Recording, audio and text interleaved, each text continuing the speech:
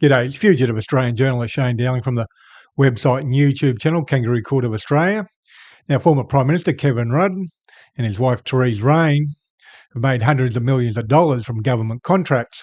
And I investigated in 2013 and did a fairly extensive article on it, plus another 2 articles with further information. And it's worth reviewing that for a number of reasons. And I've just published an article on it, and it's titled The Goats of Labor Party Corruption, Kevin Rudd, his wife Therese Rein and their $400 million fortune. And I published the article on the 5th of June 2025. And the article starts off, former Prime Minister Kevin Rudd and his wife Therese Rein, greatest of all time, goats of Labor Party grifting, made their estimated $400 million fortune off government contracts after Wayne Goss was elected Queensland Premier in 1989 and Rudd was his Chief of Staff.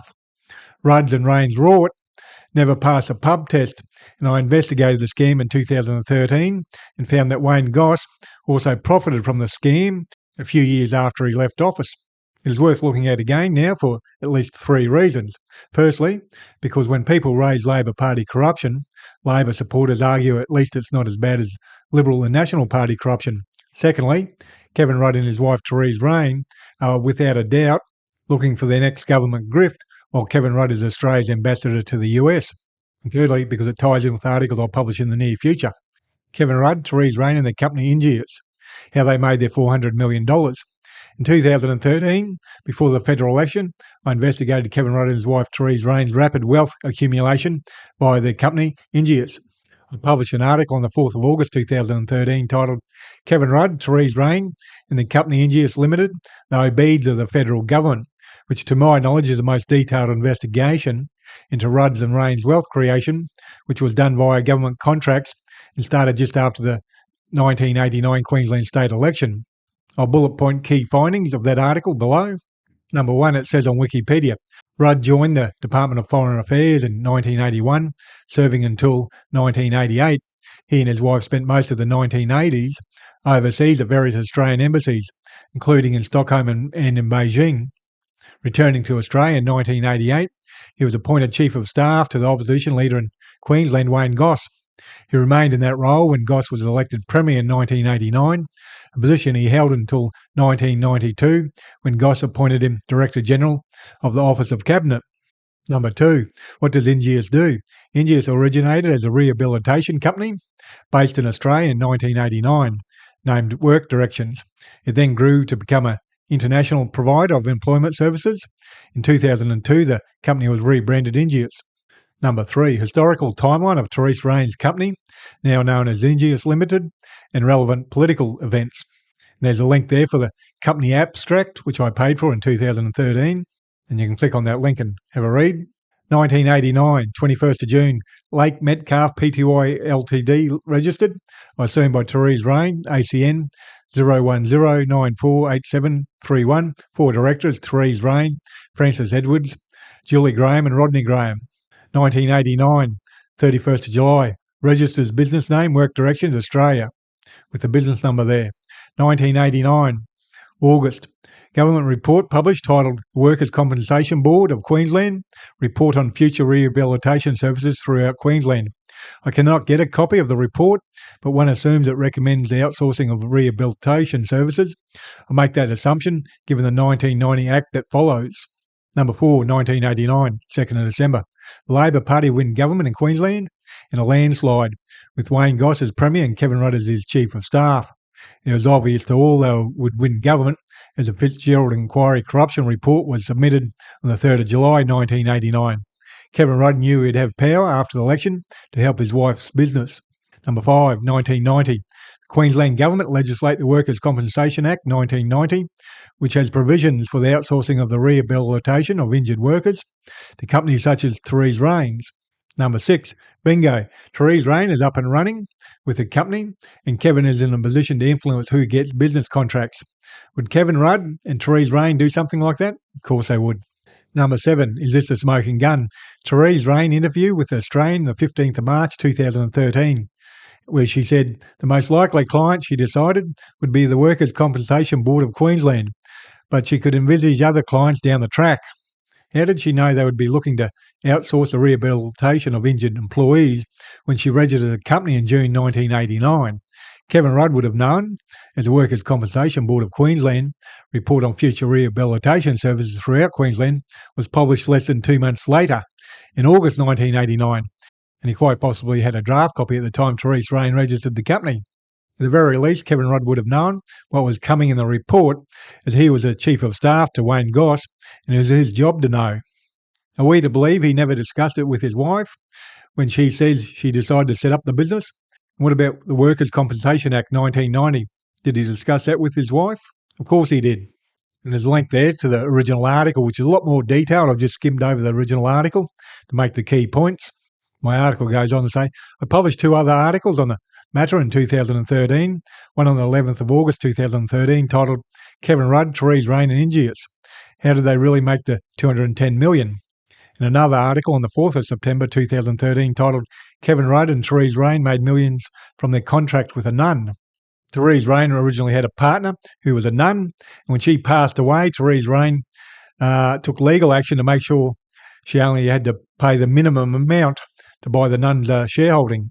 So that article is also well worth reading. This article goes on to say, number 8, former Queensland Premier and Kevin Rudd's former boss Wayne Goss was a director of Ingius from 2003 until 2007. Was it payback for helping the company get started? The below picture, which I'll put on screen now, is of Wayne Goss's details from the Ingius company extract I purchased in 2013. And there's a link there, like I said previously. You can have a look at the full company extract. The article goes on to say, all 3 articles are also published in my book, The Jewellery Letter Part 2, Australia's Corrupt Prime Ministers, which I'm sure Kevin Rudd and his wife Therese Rein would know and be happy about. How I calculated the estimated 400 million wealth. In 2007, Ingius sold its Australian operations as Rein's husband stood poised to win government. As she explained to the Courier Mail, it would not be sensible for my company to receive even $1 of federal government budget if Kevin was elected Prime Minister. It was by no means a blow for her fortune. In 2012, Rein debuted on the BRW Rich 200 at number 199 with an estimated fortune of 210 million. Her business, of which she is no longer the sole owner but is the CEO, is far larger. BRW estimated in 2012 its revenues were 254 million. Rein fell off the rich list in 2013, but BRW estimates her personal wealth to have stayed at the same 210 million. In 2014, Therese Rein sold the rest of Ingius for around 160 million in total, with the lion's share going to Rein. The 210 million in 2012 above was only for Therese Rein and did not include Kevin Rudd's wealth. And it was 13 years ago, and I know from media reports they invested millions in property, which has risen rapidly in that time. If I am wrong about the 400 million figure, even at the 210 million estimated in 2012, that is a massive amount to make from government contracts. Kevin Rudd pays Labor Party propagandist Jordan Shanks, aka Friendly Geordies, for PR.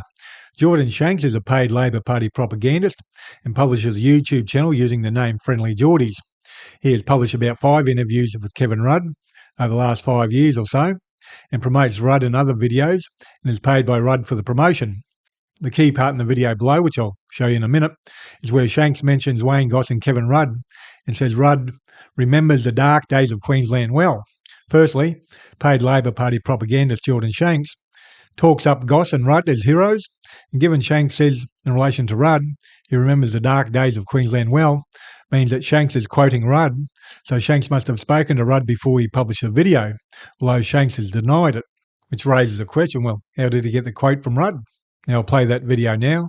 Few countries on earth where a government is capable of being elected that isn't corrupt and does things in the public's interest, and you'll want to fight to keep that government in, and that's bad for business. So, you just enjoy the fruits of the labour of people like Adam Searle, Kate McClymont, Tony Fitzgerald, Bob Carr, Nathan Rees, Wayne Goss, Kevin Rudd. He was an integral part of the Goss government, just so you know. He remembers the dark days of Queensland well. Another Labor MP, John Newman, he lost his life fighting organised crime, but don't worry about him. He's lame now because the Greens have decided that organised crime's okay purely so they can feel superior. You just keep pretending that you don't notice that of those MPs that I just mentioned then, who really did sacrifice a lot for this country, They all belong to one side of politics. You keep denigrating them as all corrupt bastards. The video you just watched is from a longer Shanks video, which had nothing to do with Kevin Rudd and Wayne Goss, but Shanks managed to slip their names in. It's basically subliminal advertising to promote Rudd and Goss. I'll have more to say on Kevin Rudd's bromance with Jordan Shanks in the near future. And the picture on screen now is Kevin Rudd and his wife Therese Rein at the Democrat National Convention on the 23rd of August 2024, and the picture's from Kevin Rudd's Twitter account. Summary. In my article goes on to say, Kevin Rudd and Therese Rein would be spending most of their time in the US planning their next big grift when Rudd leaves his position as ambassador, just like previous ambassador Joe Hockey, who has his snout into the $368 billion AUKUS. Rudd and Rein set the standard, came up with a game plan for other grifters to follow, such as Scott Morrison, Peter Dutton and Angus Taylor, etc. Kevin Rudd and Therese Rein are the goats of political grifting in Australia. Kevin Rudd is also the author of one of the biggest sucker punches in Australian history when he set up the campaign for a Murdoch Royal Commission, only to jump ship and grovel to Murdoch's after he became Australia's ambassador to the US. And just to confirm he sold his soul to the devil, Kevin Rudd hosted a book signing in May 2024 at Australia's US Embassy for Scott Morrison, the Labor Liberal Party uni party in full flight. Now, to the best of my knowledge, I'm the only journalist who's ever done a deep dive into Kevin Rudd's and Therese Rein's grifting and the hundreds of millions of dollars they've made from government contracts. Any politician who's making hundreds of millions of dollars or even just millions of dollars from government contracts, well, it should all be transparent exactly how they made the money. Therese Rein registered a company a couple months before the Queensland Labor Party won the state election. Wayne Goss was Premier. Her husband, Kevin Rudd, was the Chief of Staff, and her target market was a Queensland government department. And the company went from zero to hero worth hundreds of millions of dollars. Make sure you visit my website, Kangaroo Court of Australia. You can read that article. You've got links to further information, links to that company extract. You can have a look yourself. Links to the previous articles I published in 2013 with further information in there. And please do your bit to help shine a light on corruption and share this video on social media. And please hit the like and subscribe button and notification button. That way you get notified every time I publish a new video. And I'm an independent journalist and I'm 100% crowdfunded from viewers like yourself. So please support my Patreon account or PayPal account. You can donate any amount, $3, $5, $10, $15, $20, $30, $40, $50 a month, whatever suits your budget. It all helps out in a big way. Or you can do one-off donations. For other donation options, go to my website, Kangaroo Court of Australia, and click on the donations page. Other than that, thank you for your time and have a good day.